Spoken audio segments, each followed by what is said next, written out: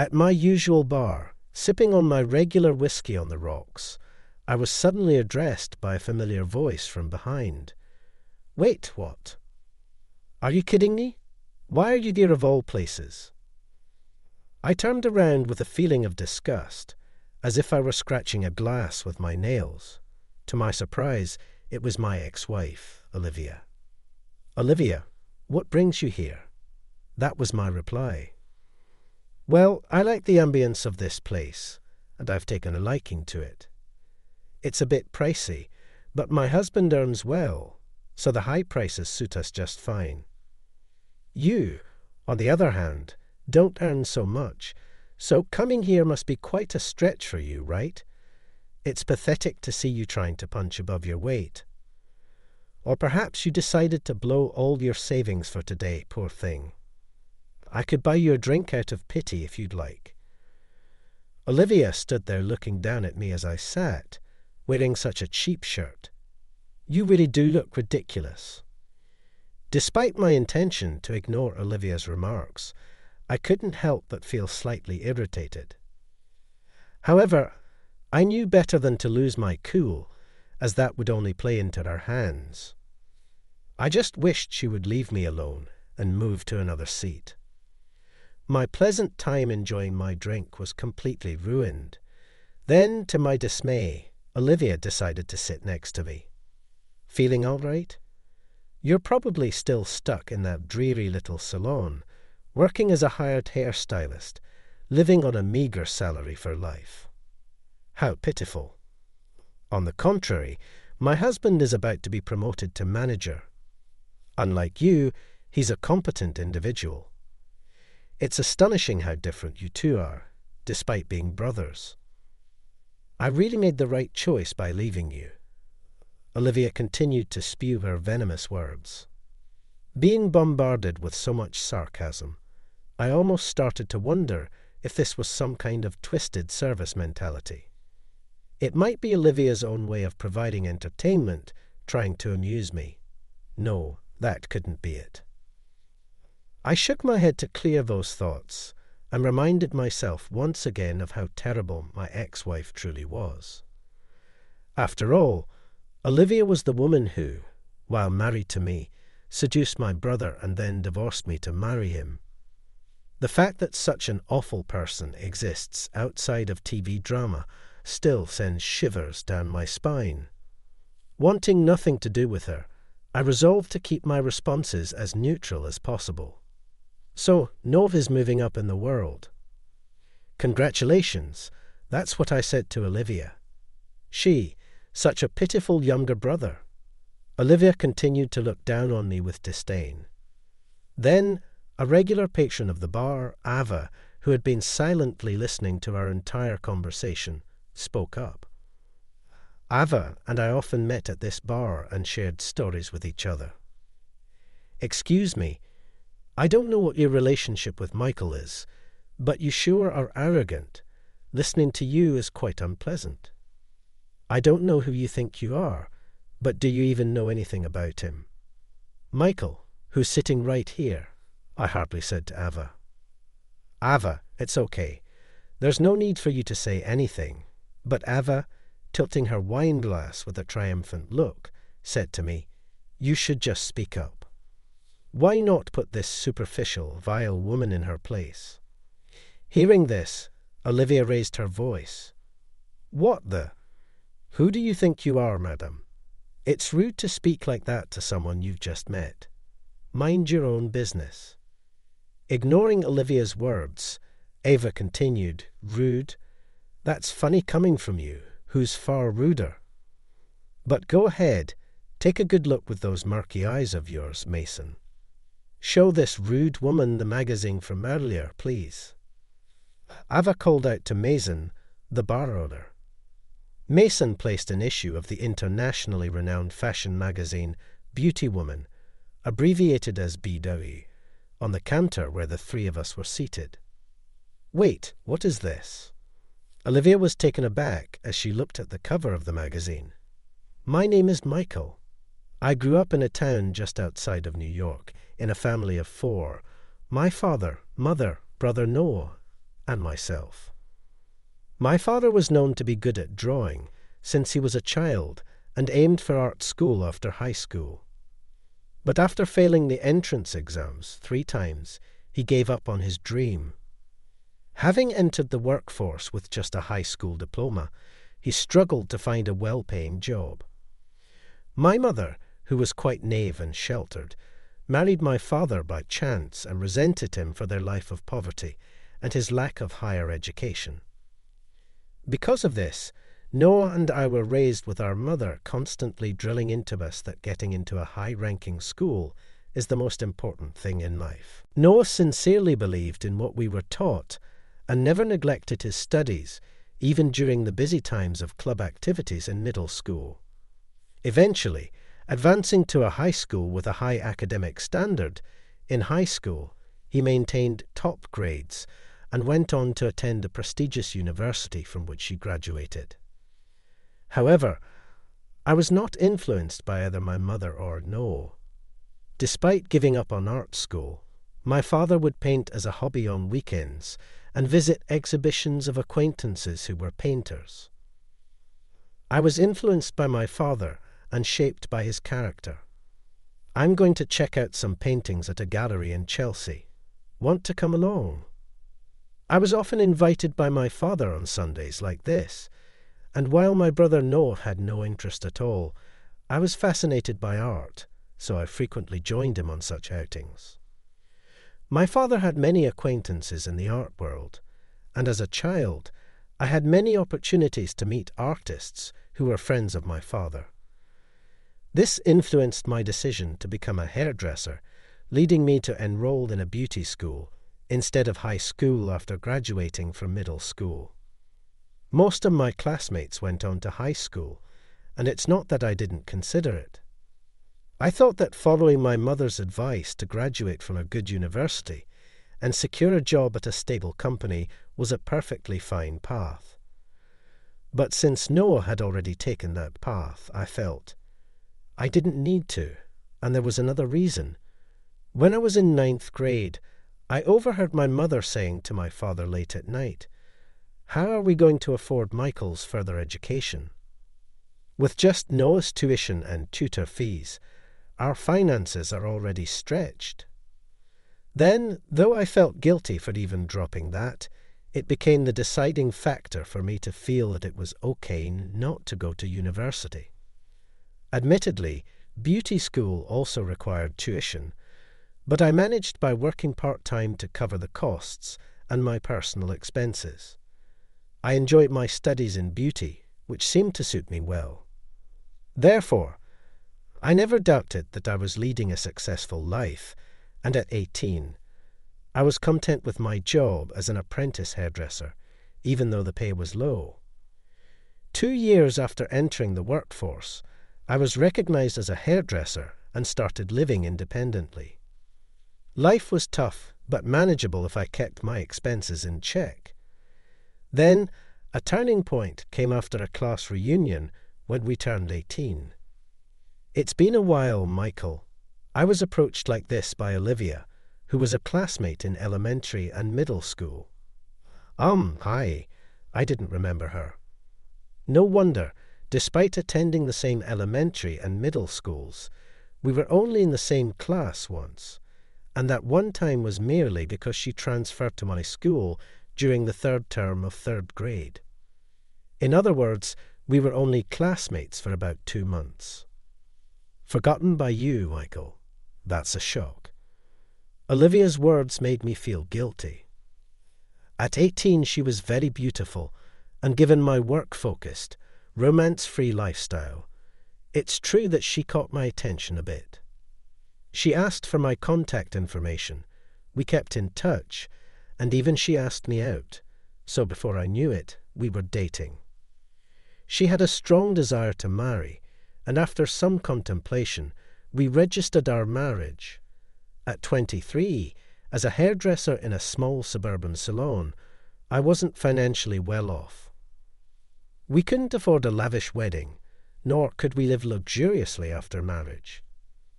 I thought it would be better to wait until my income increased, But Olivia wanted to marry right now and wouldn't listen to reason. So I resolved myself to it. I wasn't living a wealthy life yet, but I was determined to gradually increase my income. After all, it wasn't just about me anymore. I had a family now. After registering our marriage, I dedicated even more time to studying beauty-related subjects in my spare time. The owner of the salon where I worked even discussed a possible promotion to manager, leaving me constantly pondering whether to accept or seek opportunities elsewhere. It happened just as things were coming to a head, about a year after we got married. "Hi, we need to talk." I received a message from Noah, with whom I didn't usually communicate much. Wondering what it was about, I replied, "What's up?" And he asked to meet in person. So we arranged to meet after work the next day at the cafe where we agreed to meet. Not only Noah was waiting, but to my surprise, Olivia was there too. I came to talk to Noah today. Why is Olivia here?" I asked, completely baffled by the situation, and took a seat opposite Noah and Olivia. "I'm really sorry, Michael." Noah apologized deeply to me. Olivia remained silent. "What are you apologizing for?" I felt a strange discomfort in the air, making even a coffee tasteless. "I should be the one to say it, not Noah." Olivia spoke up. I couldn't believe my ears. "I'm sorry, Michael. I want to divorce you and be with Noah," Olivia stated firmly. I was utterly confused. "I don't understand what you're saying." That was all I could muster in response. "I've grown to dislike our marriage, and I've fallen in love with Noah," Olivia explained. "Wait, Olivia, do you realize what you're saying? You're married to me, right? Falling in love with my brother, don't you think that's wrong? How did things end up like this?" I was lost, unable to figure out who was in the wrong or what went wrong. "I know it's wrong to be with your wife, but Olivia's passion moved me too," Noah admitted. At that moment, something snapped inside me. I had resolved to protect my wife as family once we decided to marry, even though I was still unreliable, aiming to improve gradually. But Olivia had decided on her own to divorce me, and she involved my brother. I recalled her frequent late returns, but I too often came home late from work and thought she was just busy with her job. Was she meeting Noah all this time? I didn't know how it happened, nor did I want to know any more. The fact was, my brother and wife were sitting in front of me, both saying the same thing. "Fine, do as you please," I was disgusted. I left the cafe. However, since Olivia and I lived together, she returned home after I did. The atmosphere was awkward, but I confronted her. "I wish you had spoken up if you were dissatisfied with me," Olivia replied. "I like you as a person, Michael, but I prefer Noah because he has a higher education and income." I was trembling with anger. Yet, knowing that women might seek education and income, I tried to calm myself, thinking it was inevitable. "Sorry for not earning more, but did you have to go about it this way?" I managed to keep my cool as I said this. Olivia simply stated, "I'm not to blame," and went to her room. Watching her leave, I felt utterly indifferent. Even if I was at fault for not providing enough, wanting to remarry my brother, and if Olivia only saw Noah as a man with high education and income, it seemed like she was just using him conveniently. I thought Noah was crazy to consider being with his brother's wife, but he was supposed to be a serious, hard-working person. True, he was stubborn and strong. We'd married because of his earnestness. I worried that Noah was being manipulated by Olivia. "Noah, think it over again," Olivia said. "She wants to marry you because you are well educated and have a high income. If she doesn't truly love you, I'm worried about the future." I messaged him that night, but his reply was disappointing.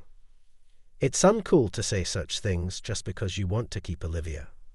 I was disheartened. I had no lingering feelings for Olivia. In fact, I doubted her character, so I wanted to warn my brother to prevent him from becoming another victim. But this was ultimately a matter of personal judgment between adults, so I felt I couldn't say anything more to Noah, and so I agreed to the divorce. I felt neither loneliness nor regret. Instead, I felt a sense of relief to avoid worrying our parents and Olivia's. I assured them, "We've discussed this thoroughly and are all in agreement, so please don't worry." After the divorce was finalized, I never saw Noah or Olivia again. I made sure to visit my family home on different days to avoid crossing paths with them. And then 3 years went by. By that time, I was living my days, hardly ever thinking about my ex-wife and brother. For a while after the divorce, I was frequently overwhelmed by a sense of unbearable sadness and went through some tough times. I felt no sorrow whatsoever for losing Olivia. It was the memory of my wife and brother wanting to marry each other during our marriage that made me distressed for a while. However, time is the greatest healer, and after 3 years, my wounds had healed and the flashbacks had ceased. I was living a peaceful and happy life. Then, one day after work, I stopped by my usual bar. Little did I know at the time that something unbelievable was about to happen. Here, as I sit, my usual whiskey on the rocks at the counter, I was suddenly addressed by a familiar voice from behind. "Wait, what? Are you kidding me? Why are you here of all places?" I turned around with a feeling of disgust, as if I were scratching a glass with my nails. To my surprise, it was my ex-wife, Olivia. "Olivia, what brings you here?" That was my reply. "Well, I like the ambience of this bar, and it's a bit pricey, but my husband earns well, so it suits us just fine. You, on the other hand, must be stretching your budget to come here. Trying to act above your station is just pathetic. Or did you decide to splurge all your savings today, poor thing? I could buy you a drink out of pity if you'd like." Olivia stood there, looking down at me seated, and rambled on by herself. I chose to remain silent, listening to her without engaging, knowing that arguing would only bring me down to her level. Undeterred, Olivia continued, "Wearing such a cheap shirt, you really do look ridiculous." Despite my intention to ignore her, I couldn't help but feel a bit irritated by her comments. However, getting angry would only play into her hands, so I kept my cool. All I wanted was for her to leave me alone and move to another seat. My pleasant time enjoying my drink was completely ruined. Then, unbelievably, Olivia decided to sit next to me. "2 Care Royale, please." Olivia ordered from Mason, the bartender, and within 3 minutes, 2 Care Royals were placed in front of us with a thud. "Here you go," handed one of the drinks to Olivia. I nearly fell off my chair. "Wait, this is for me." Surprised, I said that, and Olivia replied, "Of course, it's not like I'm going to drink both at the same time." I'm not really into sweet drinks, mixing sweet liquor with sweet juice. I just don't get it, I said to myself, truly perplexed. But not wanting to cause a scene by refusing Olivia's offer, I simply said, "Thank you," and accepted the glass filled with a murky-coloured drink. Doing all right, still slaving away in that run-down little salon, I bet. Living on such a meagre salary is just pitiful. Unlike you, my husband is about to be promoted to manager. It's amazing how 2 brothers can be so different. I really made the right choice by leaving you. Olivia went on a tirade, all by herself again, dripping with sarcasm.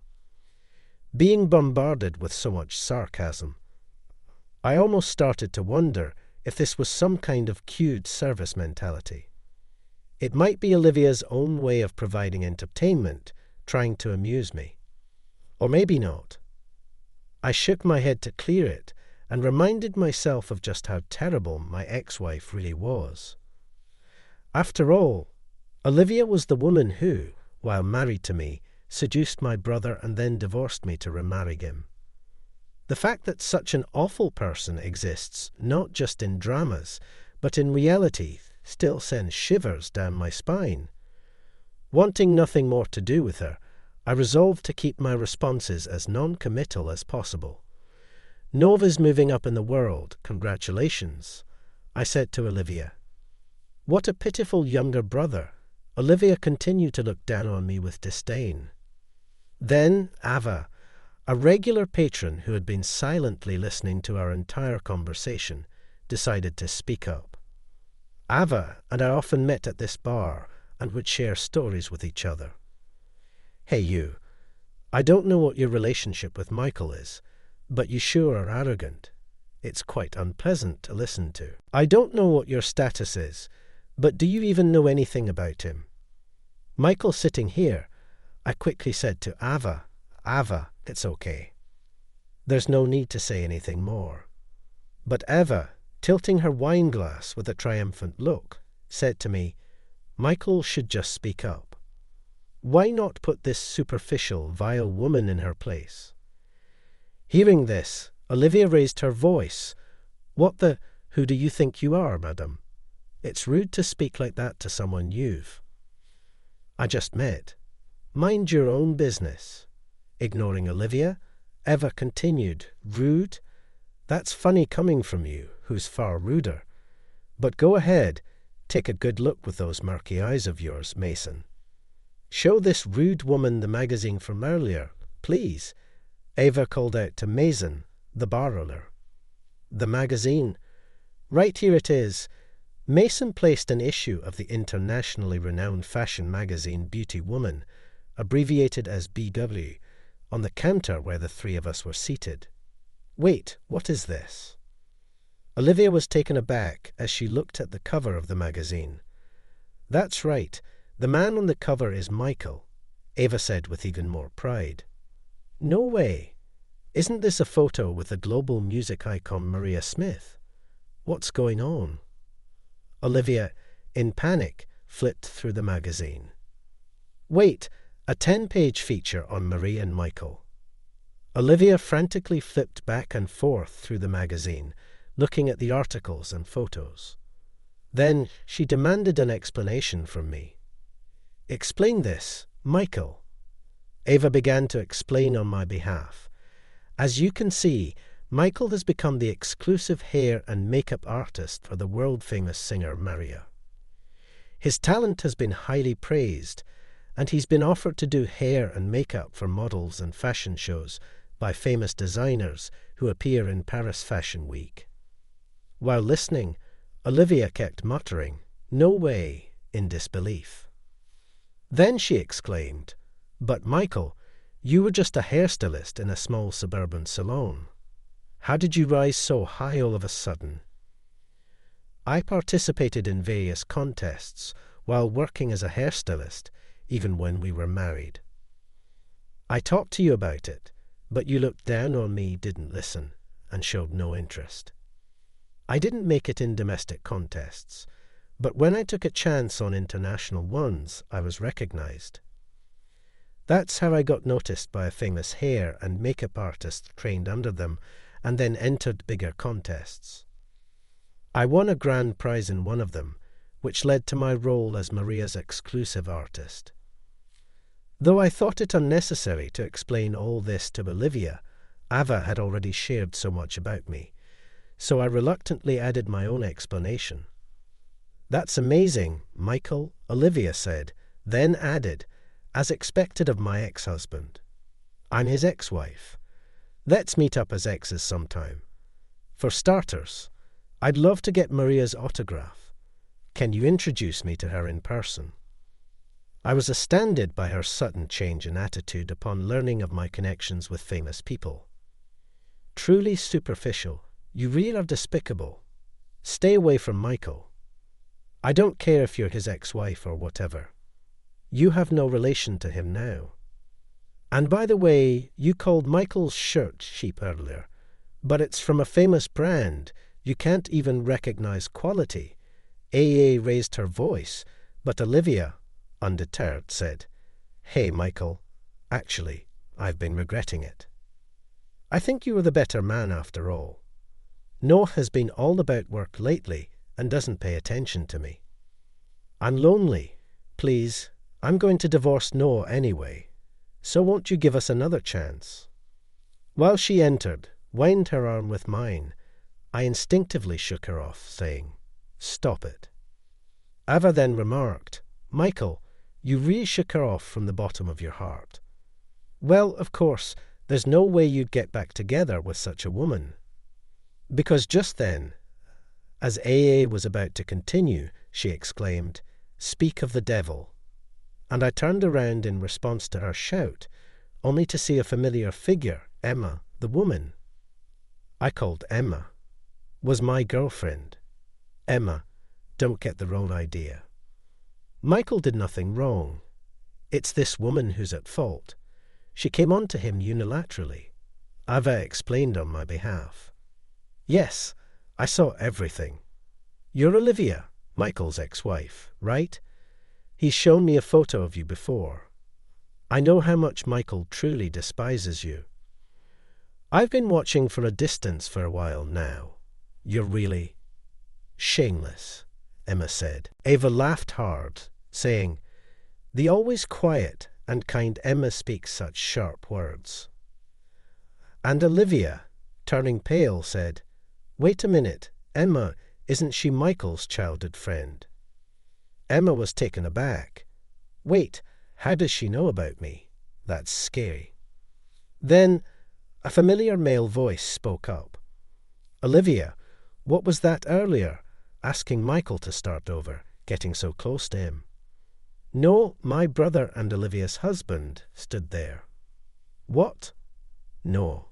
When did you get here?" Olivia flirted. "I saw you coming on to Michael. I heard everything. We're getting a divorce, you deceitful person," Noel said, his voice trembling. Then turning to Michael, "I know I wronged you by marrying Olivia in such a manner, but I've finally seen the light.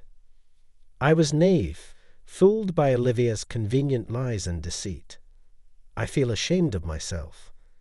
I sincerely apologize for hurting you, my brother. I truly am sorry. It's okay. I don't hold a grudge. If you've come to your senses, that's good. But maybe you should be more discerning about women," I said. And he replied, "You're right. I'll reflect on this. I'll start over after the divorce." Olivia, in panic, clung to Noah's arm. "No way. I won't accept a divorce." "What are you saying, Noah? Didn't we swear our love to each other?" But Noah, with a look of disgust, shook her arm. "Don't touch me. Regarding the divorce, I'll have my lawyer see to you." Olivia was in tears. But that's so cruel. I've loved you since we were kids. When I transferred in elementary school, you were so kind to me. I dreamt of marrying you someday. And when we met again at the reunion as adults, I was so happy we could date and then marry in the summer. She was just a girl from another school who attended the same swimming class as you in elementary school, right? I always saw you returning from the class with her, and now you're with her. That's so unfair. I loved you more," Olivia sobbed as she spoke. "I was dumbfounded. Then why did you decide to divorce me and remarry my brother while we were married? That's just cruel, isn't it? Do you understand how I felt when I was betrayed by both my wife and brother? Have you ever considered anyone else's feelings? You just want whatever you desire at the moment, right? That's childish thinking. No, even children can understand other people's pain. After our divorce, I struggled with insomnia because of the emotional pain. Then, through a friend from my hometown, I reconnected with Emma, who comforted and supported me during my tough times. She thought about my pain with me. And now, Olivia, you've hurt my brother Noel in front of him. You came on to me, asking to start over. How many times do you need to hurt people before you're satisfied? You're truly the worst. As I vented, Olivia tearfully said, "But it's natural to want a husband who is capable and are as well, right? I left you for Noel because he had a higher income. But now you have become successful and famous, so naturally I want to get back with you." Right in the next moment, Ava burst into laughter, saying, "Michael and Noah, this woman is unbelievable." Cut ties with her quickly. Then, turning to Olivia, AA said, "Olivia, I can somewhat understand your feelings, but fundamentally, you're wrong as a person. If you want, I'm always here at this bar. Come and see me, and I'll give you a Thor scolding to straighten you out." Then Mason interjected, "Once you enter Ava's lecture hell, even crying children go silent." Hearing this, I also added, "I know. I've seen several people shaken by her lecture hell right here." Mason and I chuckled together, but Noth and Olivia were frozen with expressionless faces. "I'll be staying at a hotel for the next 3 days. Leave the house within that time. I'll proceed with the divorce proceedings starting tonight," Noel said to Olivia, realizing he was serious. Olivia silently settled the bill with Mason and left the bar alone. "You did well to speak up. I roughly get the story. So you were deceived by that woman for a long time, right? Well, your sin is not forgivable. You have no choice but to reflect deeply. Michael here is a magnanimous man, so I think he'll forgive you for now. Buy Michael a drink and me too, while you're at it," Ava said, looking at Noah. Understanding, Mason replied, "Please get a drink for Michael, Ava, and also for Emma." Noah responded, "Then I made Noah sit 1 seat away from me, and I moved next to Emma at the counter. Today was supposed to be the anniversary of my marriage to Olivia. I never imagined it would turn out like this," Noah said, dejected. Eva silently comforted him by patting his shoulder. "But Noah, you're stubborn. Once you make up your mind, if you've decided to start over after leaving Olivia, I'm sure happiness will come your way," I encouraged him. "I'm sorry for being such a terrible brother who hurt you." "Thank you," Noah apologized. "Well, it's all good now. The evil spirit is gone. Cheers." AA raised her cocktail glass high, given by Noah. More importantly, today is a significant day for Michael. Forget about Noah. If you're truly repentant as a brother, celebrate his new beginning, Ava said to Noah. "A new beginning?" Noah asked that question. "Actually, I'm moving to France for a while because of work, so I took a small box out of my pocket. Emma, please come with me. Let's get married. I promise to make you happy." Inside the box was a ring. I had told Emma about moving to France, but it was the first time I asked her to come with me. Tears welled up in Emma's eyes as she answered strongly, "Thank you. I'd be happy to come with you. I'll support you as your wife for life." In the next moment, Mason quietly started clapping. Noticing this, Ava stood up and shouted, "Bravo," clapping loudly. The other customers in the bar also turned to us and joined in the applause. When I glanced over, Noah was crying tears of joy. Half a year passed, and I had expanded my work and network in France, achieving great success as a hair and makeup artist. Emma and I were living happily together. And then, after a long while, I returned to the US for a visit and went to my parents' house. My mother said something like this the other day. Olivia's parents came over to apologize. "We were worried when you and Olivia divorced, and she married Noah, but you told us. We all agreed on it, so don't worry. After talking with her parents, we finally understood the whole story. It was quite a mess. They seemed really sorry for raising Olivia to be so selfish. Well, I always thought you boys lacked judgment in women. My mother said this and laughed. She raised us with a belief in the absolute importance of a higher education, but now she's become more understanding and supports my career. Of course, my father is fully supportive of me too. By the way, Noel seems to be dating a woman his age that he met at work. I hope it works out for him this time, like it did for you and Emma. My mother shared this news with me. I was happy to hear it. I want Noah to be happy too. And now even for Olivia, I hope she learns from her mistakes, so her parents don't have to apologize for her again.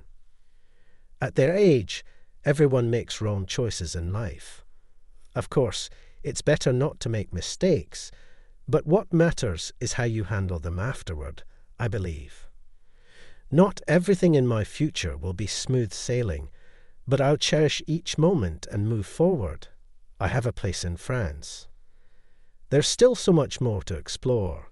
Leaving my parents' house, I looked up at the sky, ready to board the plane.